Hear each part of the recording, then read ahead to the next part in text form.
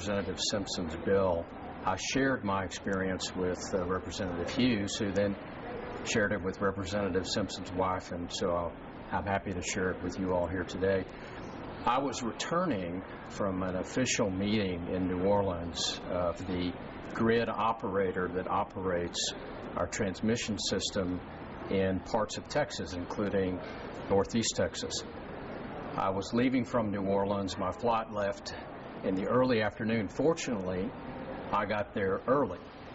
And as I got up to the area where you go through the mags, they had the conventional system that you walk through, and then they had the naked body scanner off to the side, and a TSA agent was determining who would go into which one. And so I said, when it got to my turn, I put my bags, because I always carry my bags on with me. You know, there's two kinds of bags. There's carry-on and there's lost. I get that. So my bags went on the belt and through the screening process. And I said, I'd rather go through this kind of x-ray machine, the conventional one, rather than the new naked body scanner. And she said, well, you don't have that choice. And I said, okay, I'm opting out. Those are the key words, right? So the TSA agent goes, opt out, we got an opt out. You know, calling everyone's attention to me. So I said, okay, we'll see how this goes. And so I went through the conventional x-ray machine.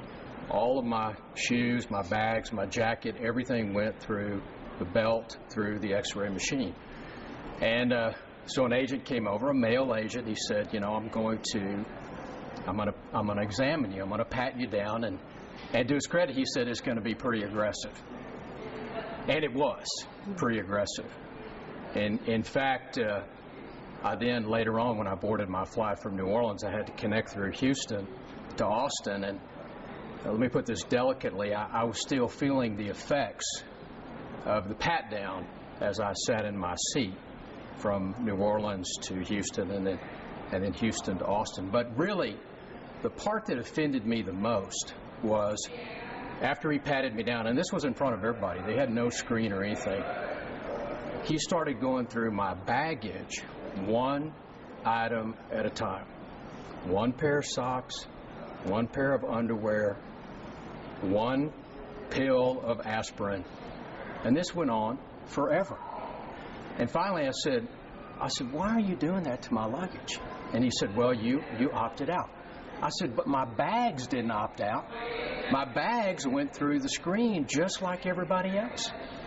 Well, you opted out. So we had this conversation back and forth.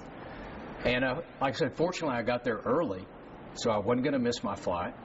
And finally I said, you know, I'd like to talk to a supervisor. And so he called the supervisor over, and I said, why are you going through my baggage one item at a time as slowly as you possibly can? And she said, well, you opted out. I went through the whole thing. My bags didn't opt out. My bags went through the screen like everyone else. And finally I said, you're punishing me for opting out, aren't you? And to her credit, she said, yes, we are. I said, thank you for your honesty. Finally gathered my stuff together, put it all back in, reorganized it, and was able to make my flight. You had a very bad TSA experience this weekend. Tell us about that. Yeah. I was coming back to Austin Tuesday morning, and I had to go straight from the airport to the house, and I had to be here within 20 minutes, so I knew I wouldn't have a chance to change clothes. So I was dressed for the floor, and I had on a dress, and I didn't realize the skirt was that tight, but as I went through the security, they told me that they would have to search me.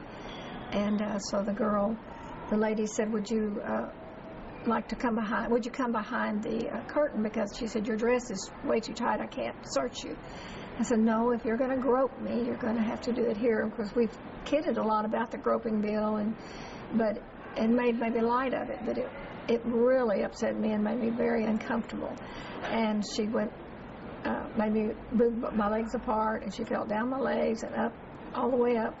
And then she made me stand a different way where she could go all the way up the front and then all the way up the back of my dress, and then put her hand down my sweater and front of my dress. I mean, and I had to take my sweater off. So it made me feel uncomfortable, and I wouldn't want my constituents to have to go through this, or children, or elderly people. I'm sure they have to, but I think we do need to make people aware that this is happening. Usually, and I've kind of not gotten as excited as I was about that and upset.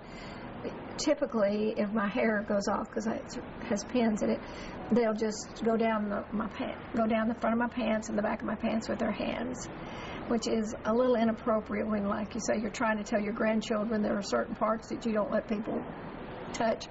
And then they would go down the front of my shirt. And it's very disrespectful and intimidating. And of course, they will make comments like, "Do you want to fly?" So even if I say, I really would prefer you wouldn't touch me there, they have the power to say, you can't fly on our airplane unless you let them touch whatever they feel is appropriate.